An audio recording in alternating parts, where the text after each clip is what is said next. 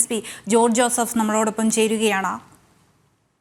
Shri George Joseph, ഇപ്പോൾ police സേനയിലെ ആത്മഹത്യ വർദ്ധിക്കുന്നതിൽ ഇപ്പോൾ മനുഷ്യാവകാശ കമ്മീഷൻ സ്വമേധയാ കേസെടുത്തിരിക്കുകയാണ്. 30 ദിവസത്തിനകം റിപ്പോർട്ട് നൽകാനാണ് ആവശ്യപ്പെട്ടിരിക്കുന്നത്. എന്താണ് താങ്കളുടെ പ്രതികരണം? അത് ഇപ്പോൾ ആത്മഹത്യ ചെയ്യുന്നവരുടെ എണ്ണം പോലീസിൽ കൂടിക്കൊണ്ടിരിക്കുകയാണ്. അത് DYSP റാങ്കിലും SP റാങ്കിൽ ഞാൻ കണ്ടു. DYSP റാങ്കിലും സബ് ഇൻസ്പെക്ടർ റാങ്കിലും SIയുടെ റാങ്കിലും സിവിൽ പോലീസ് ഓഫീസർ റാങ്കിലും ഒക്കെ ആത്മഹത്യ കാണുന്നുണ്ട്.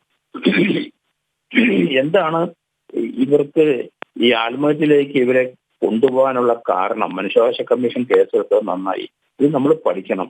കാരണം ഇത് ട്രെയിനിങ്ങിന്റെ അഭാവമാണോ ഇല്ലയോ എന്നാണ് എന്റെ സംശയം.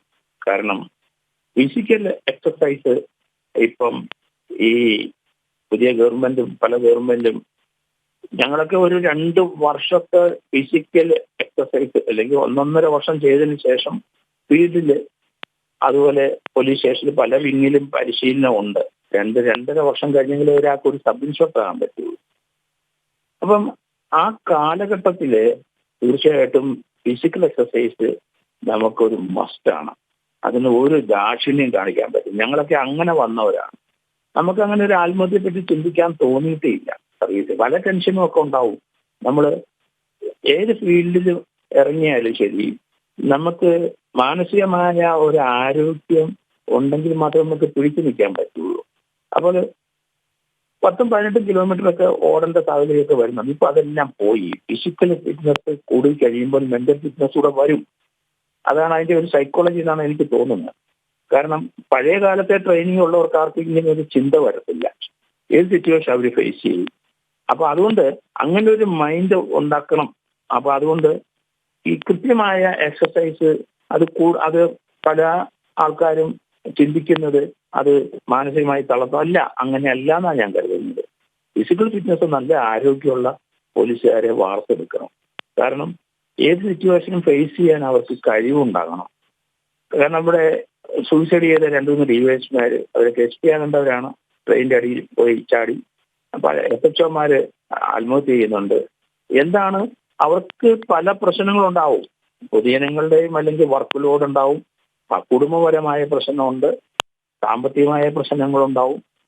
പിന്നെ അങ്ങനെ 100 പിന്നെ ഒഫീഷ്യലായിട്ട് അവരുടെ വർക്കുമായിട്ട് ബന്ധപ്പെട്ട് അവരുടെ സീനിയർ ഉദ്യോഗസ്ഥന്മാര് ഇവരെ ശാസിക്കുന്നുണ്ടാവും. ഇങ്ങനെ പല പല പ്രശ്നങ്ങളാണ്.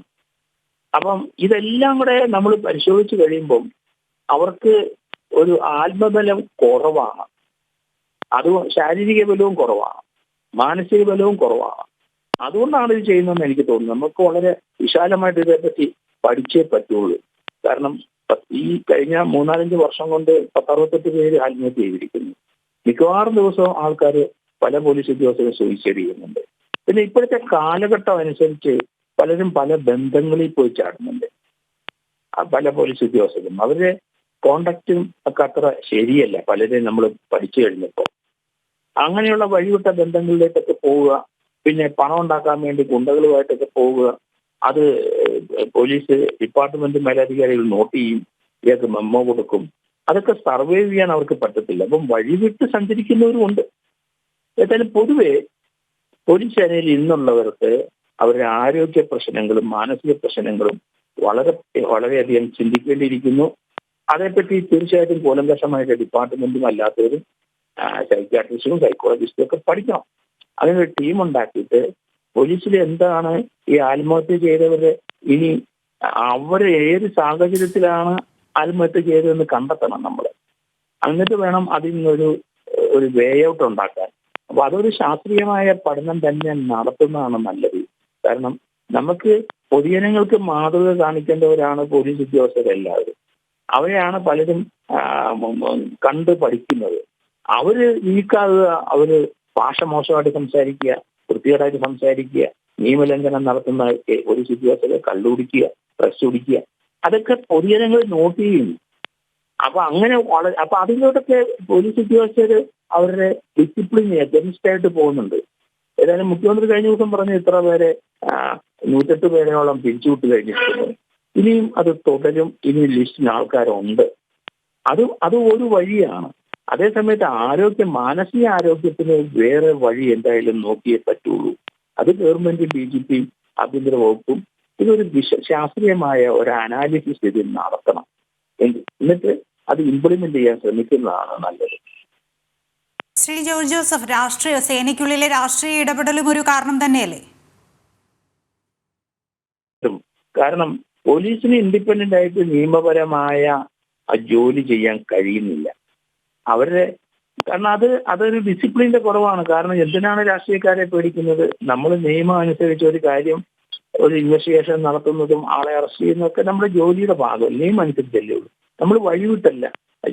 ജാതീയ ചിന്തയോ അതുപോലെ രാഷ്ട്രീയ ചിന്തയോ ഒന്നും ഇല്ലാതെ അന്വേഷണ ഉദ്യോഗസ്ഥന്മാര്, പോലീസ് ഉദ്യോഗസ്ഥർ മുന്നോട്ട് പോകണം. അപ്പം തന്നെ ഭയങ്കര സ്ട്രെസ് പകുതിയും കുറയും.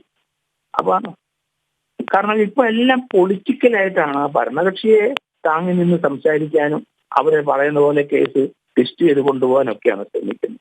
ഏതായാലും സമൂലമായ മാറ്റം നമ്മൾ കുറെ നാളുകൊണ്ട് പറയുകയാണ്. പക്ഷെ അതൊരു ട്രെയിനിങ്ങിന്റെയും ഡിസിപ്ലിനിന്റെയും പ്രശ്നം തന്നെയാണ്. അല്ലെങ്കിൽ ഇങ്ങനെയൊന്നും, കാരണം ആ ഡിസിപ്ലിൻ വയലേറ്റ് ചെയ്യുന്ന ആൾക്കാർക്ക് എതിരായിട്ട് ശക്തമായ നടപടി ഉണ്ടെങ്കിൽ പകുതി പേര് പ്രശ്നത്തിൽ നിന്ന് മാറും. കാരണം കാരണം ഡീവിയേറ്റ് ചെയ്ത് സഞ്ചരിക്കുന്നവർക്ക് എതിരായിട്ട് ശക്തമായ നടപടി ഡിപ്പാർട്ട്മെന്റ് മേലധികാരികൾ നടത്തിയെങ്കിൽ മാത്രമേ നമുക്കിത് പ്രിവെന്റ് ചെയ്യാൻ പറ്റുള്ളൂ. കാരണം അവിടെയൊക്കെ ചെക്കിങ് വേണം. അതുകൊണ്ട് അത് തന്നെയല്ല, ഒരു പോലീസ് സ്റ്റേഷനിലൊക്കെ ഇവരെ ട്രെയിനിങ് കഴിഞ്ഞൊക്കെ ഇവിടെ വന്നു കഴിച്ചാൽ ആഴ്ച 2 ദിവസം പരേഡ് പോലീസ് സ്റ്റേഷനിൽ വെച്ചിട്ടുണ്ട്. അതിപ്പം നിന്നുപോയി. അതൊരു ഡിസിപ്ലിന്റെ ഭാഗമാണ്. എല്ലാവരെയും അവിടുത്തെ SHO എന്ന് പറയുന്ന വ്യക്തി അയാളുടെ കീഴിലുള്ള എത്ര പോലീസുകാരുണ്ടോ, എത്ര ഓഫീസേഴ്സ് ഉണ്ടോ, അവരുടെ എല്ലാ കാര്യങ്ങളിലും ഇടപെടണം. അവർക്ക് കുടുംബ പ്രശ്നം ഉണ്ടാവും, അവർക്ക് മറ്റു പ്രശ്നങ്ങളുണ്ടാവും, സാമ്പത്തിക പ്രശ്നം ഉണ്ടാവും, അവർക്ക് ഡ്യൂട്ടി സംബന്ധമായ ടെൻഷൻ ഉണ്ടാവും. അതൊക്കെ മനസ്സിലാക്കാൻ കപ്പാസിറ്റി ഉള്ള SHOമാര് വേണം പോലീസ് സ്റ്റേഷനിൽ. ആ യൂണിറ്റ് ഹെഡും അത് അങ്ങനെ ആയിരിക്കണം. എങ്കിൽ മാത്രമേ നമുക്ക് ഇതിനൊരു പരിഹാരം ഉണ്ടാകുള്ളൂ. അല്ലെങ്കിൽ സമൂഹത്തിൽ ഇപ്പം ധാരാളം പേര് ഹതാശരായിട്ട് സാമ്പത്തികവും വൈവാഹികമായ പ്രശ്നങ്ങളിലെല്ലാം പോയി ചാടി അവർ ആത്മഹത്യ ചെയ്യുന്ന അതേ പ്രവണത പോലെ തന്നെ അതേ കമ്മ്യൂണിറ്റിയിലുള്ളവരാണ് പോലീസിന് റിക്രൂട്ട് ചെയ്ത് വന്നിരിക്കുന്നത്. അപ്പൊ അതിന് വ്യത്യസ്തമായ ഒരു ട്രെയിനിങ്ങും ഡിസിപ്ലിനും എൻഫോഴ്സ് ചെയ്ത് നടപ്പാക്കിയെങ്കിൽ മാത്രമേ നമുക്കിത് തടയാൻ പറ്റുള്ളൂ. ഏതായാലും വളരെ അധികം ആൾക്കാർ ഇപ്പോൾ ഇത് ശ്രദ്ധിച്ചു തുടങ്ങിയിരിക്കുന്നു. അതുകൊണ്ട് ഒരു DGP അതുപോലെ ആഭ്യന്തര വകുപ്പും ഇതിനെപ്പറ്റി ശാസ്ത്രീയമായൊരു പഠനം അടിയന്തരമായിട്ട് നടത്തണം. മനുഷ്യാവകാശ കമ്മീഷൻ തീർച്ചയായിട്ടും അതിന് കേസെടുത്താൽ നന്നായി. കാരണം മനുഷ്യാവകാശ കമ്മീഷന്റെ ഡയറക്ഷൻ അനുസരിച്ച് നമുക്ക് ഇതിനൊരു പരിഹാരം കണ്ടെത്തിയേ പറ്റുള്ളൂ. നന്ദി ശ്രീ ജോർജ് ജോസഫ്.